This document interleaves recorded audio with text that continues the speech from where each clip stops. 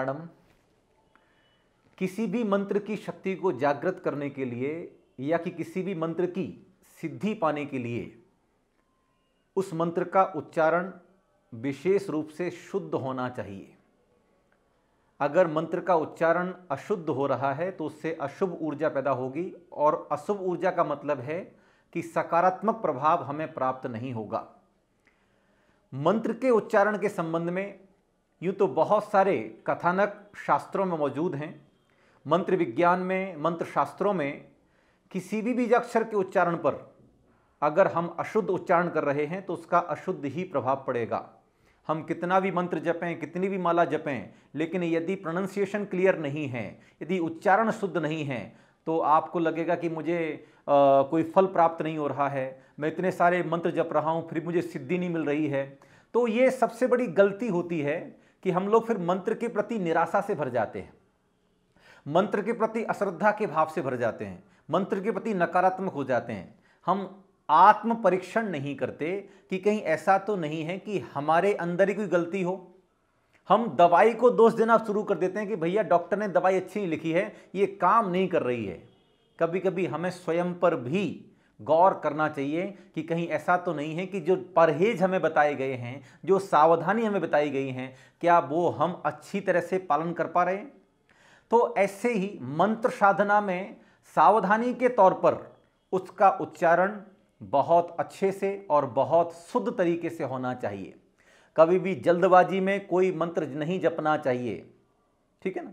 ये कोई fast process नहीं है कि आपने बटन दबाया और आपका काम होना शुरू हो गया। दवाई भी अंदर जाती है, घुलती है, तब कहीं जाके काम करती है। ऐसे ही मंत्र श्वासों के साथ आपके अंदर जाता है और फिर आपकी श्वास आपके रक्त के साथ वो मिलता है, घुलता है, तब कहीं जाकर के उसका इफेक्ट परफेक्ट तरीके से आपके बॉडी पर, आपके शरीर पर, आपके मन पर, आपकी आत्मा पर दिखाई पड़ता है। तो सही शब्द का उच्चारण और सही उच्चारण का सही प्रभाव हमारे मन पर पड़ता है। इसलिए हमें विशेष रूप से ये चिंतन करना चाहिए कि कभी भी जल्दबाजी में कोई मंत्र साधना न करें। कभी भी एकदम जल्दी जल्दी कोई मंत्र बोल दें कि हमें बहुत सारे मंत्र जपने हैं तो जल्दी जल्दी बोलें, तो जल्दी बोलने से क्या होगा, उच्चारण अशुद्ध होगा। उच्चारण अशुद्ध होगा तो मंत्र कभी सिद्ध नहीं होगा। मंत्र सिद्ध नहीं होगा तो क्या होगा, आप परेशान हो जाएंगे, निराशा का भाव मन में आ जाएगा, मंत्र के प्रति नकारात्मक सोच से आप भर जाएंगे। तो ये गलत बात है। हमें इसके लिए आत्म परीक्षण करना बहुत जरूरी है कि क्या हम सही विधि से सही मंत्र का सही उच्चारण कर रहे हैं क्या। इस संबंध में एक कथानक पढ़ने में आता है। आचार्य पुष्पदंत और आचार्य भूतबली, जिन्होंने षट्खंडागम ग्रंथ की रचना की है, जब वे अपने गुरु आचार्य धरसेन स्वामी के पास पहुंचे तो आचार्य धरसेन स्वामी ने उनके परीक्षण के लिए दोनों को एक एक मंत्र दिया। आचार्य धरसेन स्वामी ने जानबूझकर कि मेरे दोनों शिष्य योग्य हैं या योग्य नहीं हैं, जानबूझकर उन्होंने आचार्य पुष्पदंत स्वामी को एक मंत्र दिया। उस मंत्र में एक अक्षर कम कर दिया था जितने अक्षर होने चाहिए, क्योंकि प्रत्येक मंत्र का निर्माण अक्षरों के संयोजन से होता है। तो उसमें कितने अक्षर हैं, कितने व्यंजन हैं, कितने स्वर हैं, कितनी मात्राएं हैं, कितने अनुस्वार हैं, इन सभी का प्रयोग किया जाता है। इसका वर्णन आगामी वीडियो में आपको बताया जाएगा। तो आचार्य पुष्पदंत स्वामी को जो मंत्र दिया उसमें एक अक्षर जो है वो अधिक था, और आचार्य भूतबली स्वामी को जो मंत्र दिया उसमें एक अक्षर उन्होंने कम कर दिया। दोनों शिष्यों ने विधि पूर्वक मंत्र की साधना की। जब मंत्र की साधना पूर्ण हुई तो साधना के पश्चात जो देवी प्रकट हुई, तो आचार्य पुष्पदंत स्वामी के मंत्र में एक अक्षर अधिक था, तो उसके प्रभाव से क्या हुआ, उसके प्रभाव से जो देवी प्रकट हुई उस देवी के मुंह के दांत बाहर निकल रहे थे। आचार्य को लगा कि देखिए मंत्र के इस प्रभाव से तो जो देवियां प्रकट होती हैं वो तो सर्वांग सुंदर होती हैं, कभी भी इस तरह से कुरूप देवियां प्रकट नहीं होती। तो इसलिए कहीं ना कहीं या तो मेरी विधि में गलती है या फिर मंत्र में गलती है। इधर आचार्य भूतबली स्वामी के मंत्र में एक अक्षर कम था, न्यून था, तो उसके प्रभाव से क्या हुआ, जो देवी प्रकट हुई उस देवी के एक आंख नहीं थी, मतलब वो केवल एकाक्षी थी, एक आंख उसके नहीं थी।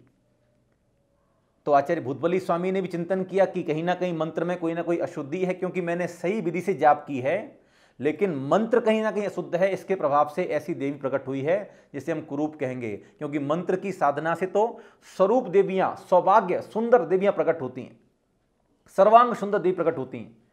दोनों ने मंत्र का परीक्षण किया, जिसमें अक्षर कम था उसमें अक्षर को बराबर किया, जिसमें अक्षर अधिक था उसमें अक्षर को हटा करके मंत्र को बराबर किया, मंत्र को शुद्ध किया, शुद्ध उच्चारण से मंत्र को जपा और फिर दोबारा साधना की, तो सिद्धि के परिणाम स्वरूप फिर अब सर्वांग सुंदर देवियां प्रकट हुई, अर्थात मंत्र की सिद्धि जागृत हो गई, मंत्र की शक्ति जागृत हो गई।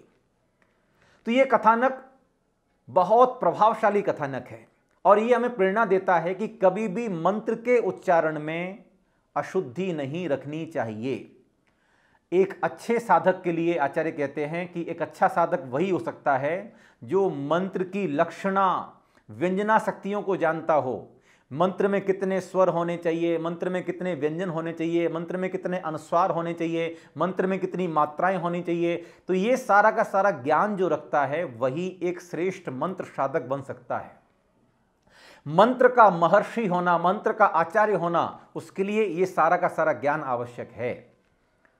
तो आप यदि किसी से मंत्र दीक्षा ले रहे हैं या मंत्र स्वीकार कर रहे हैं, क्योंकि बिना किसी गुरु के कभी कोई मंत्र साधना प्रारंभ नहीं करनी चाहिए। इसके बारे में मैं आपको बताऊंगा कि मंत्र साधना में सबसे अधिक महत्व है गुरु का। यदि आपने ऐसी किताब उठाई और किताब में देखा अच्छा ये लक्ष्मी प्राप्ति का मंत्र है और जपना शुरू कर दिया और आपको लक्ष्मी प्राप्ति होती नहीं है, तो आप परेशान हो जाते हैं और मन में मंत्र के प्रति नेगेटिव विचार ले आते हैं। तो इसलिए कभी भी अपने मन से कोई मंत्र साधना प्रारंभ नहीं करना चाहिए। हमेशा गुरु के परामर्श से, गुरु के ज्ञान से, गुरु के पास विनम्रता के साथ बैठ करके उनसे निवेदन करना चाहिए कि आपका प्रयोजन क्या है, आपका कार्य क्या है, आपका उद्देश्य क्या है। उसी के पश्चात जब गुरु आपको मंत्र प्रदान करें और मंत्र की जपने की जो विधि बताएं, उस विधि के अनुसार हमें साधना करनी चाहिए। बिना गुरु के मंत्र कभी भी सफल सिद्ध नहीं होता, ये ध्यान रखना। जैसे बिना गुरु के कभी कोई विद्या सिद्ध नहीं होती, तो इसके बारे में बताऊंगा आपको अलग से मैं। अभी फिलहाल उच्चारण के बारे में समझ लें। कभी भी मंत्र के उच्चारण में अशुद्धि नहीं रखना चाहिए। मंत्र को जिस गुरु से हमने लिया है उससे कम से कम 7 बार सुन लेना चाहिए। जिन गुरु ने हमें मंत्र प्रदान किया है, आप निवेदन करें कि हे गुरुदेव, मुझे ये मंत्र कम से कम 7 बार बोल के सुनाओ। तो 7 बार, 1 बार, 2 बार, 3 बार, 5 बार, 7 बार सुनाएंगे तो उससे आपको मंत्र के उच्चारण के बारे में सही ज्ञान हो जाएगा। और जब आप सही तरीके से मंत्र का उच्चारण करेंगे, सही तरीके से आप मंत्र की जाप करेंगे, तो आपको उसकी साधना, उसकी सिद्धि, उसकी शक्ति का फल प्राप्त होगा। इसका विशेष ख्याल रखना बहुत जरूरी है। मंत्र साधना में, मंत्र की सिद्धि में शब्दों का, अक्षरों का उच्चारण एकदम सही रखना, तभी मंत्र सिद्ध होगा, अन्यथा मंत्र की सिद्धि संभव नहीं है। इसका पूरा ख्याल रखना, क्योंकि एक बिंदी को आगे पीछे करने मात्र से ही अर्थ का अनर्थ हो जाता है।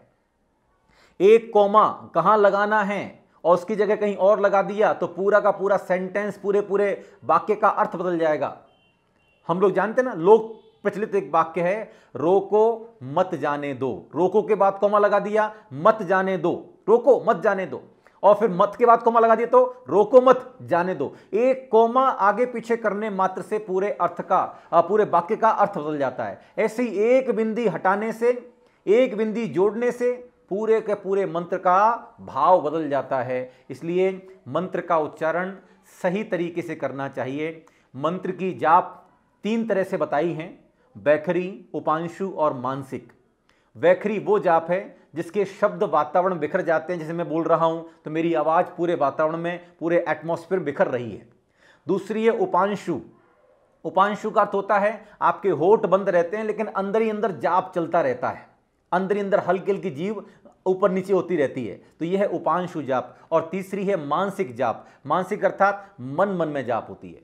लेकिन तीनों प्रकार की जाप में हमें यह ख्याल रखना है, मंत्र का उच्चारण अशुद्ध नहीं करना है। मंत्र का उच्चारण पूरी तरह से शुद्ध होना चाहिए, तभी वह मंत्र सिद्धिदायी होगा, तभी वह मंत्र सफलतादायक होगा, अन्यथा मंत्र की सिद्धि होना असंभव है। तो अपने गुरु से मंत्र दीक्षा लें और उन गुरु के मुख से कम 7 बार, 9 बार, 11 बार, जब तक आपका उच्चारण स्पष्ट ना हो जाए तब तक आप उस मंत्र को सुने और उसी के पश्चात सही विधि जानकर सही विधि से आप मंत्र की साधना प्रारंभ करें। क्योंकि मंत्र साधना में मुहूर्त का बड़ा महत्व है। किस महीने में मंत्र साधना करनी है, किस उंगली से जाप करनी है, कौन सी माला से जाप करनी है, किधर मुख करके जाप करनी है, कौन सी दिशा में अपना मुख करें, कैसे वस्त्र पहन के जाप करें, कैसी माला से जाप करें, तो ये सारा एक प्रोसेस है, सारी विधि है।